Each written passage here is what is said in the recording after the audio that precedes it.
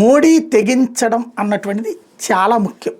ఏ విషయంలో అంటే ఇప్పుడు తాజాగా తీసుకొస్తున్నటువంటి పెద్ద కథ ఏం నడుస్తున్నది, డెమోగ్రఫికల్ చేంజ్ని కంట్రోల్ చేయడానికి హై పవర్ ప్లాన్ చేస్తాం అంటే సరిహద్దు ప్రాంతాలలో భౌగోళిక స్వరూపం మార్చేందుకు తెలివైన ఎత్తుగడ. ఇంకెక్కడికెక్కడికో వెళ్ళక్కర్లేదు.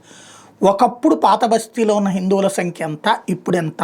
ఒకప్పుడు పాత బస్తీలోని ఆస్తులలో హిందువులది ఎంత, దాని పేరేంటి మార్వాడీలు, హిందువుల్లోనే వన్ ఆఫ్ ద పార్ట్ మార్వాడీలది ఎంత, సిక్కులది ఎంత, ఇవాళ ఎంత? అక్కడ ఉన్న స్థానిక సంస్థల ప్రజాప్రతినిధులు ఎంతమంది హిందువులు ఉండేవాళ్ళు, ఇవాళ ఎంతమంది ఉన్నారు? వెరీ సింపుల్ అనమాట.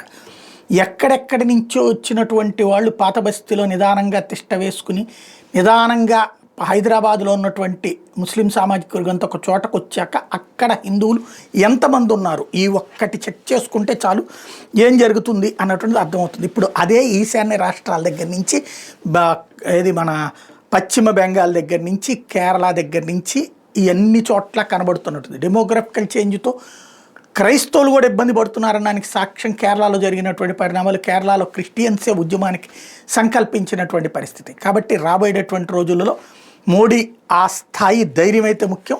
ఏ మేరకు సక్సెస్ అవుతారో చూడాలి.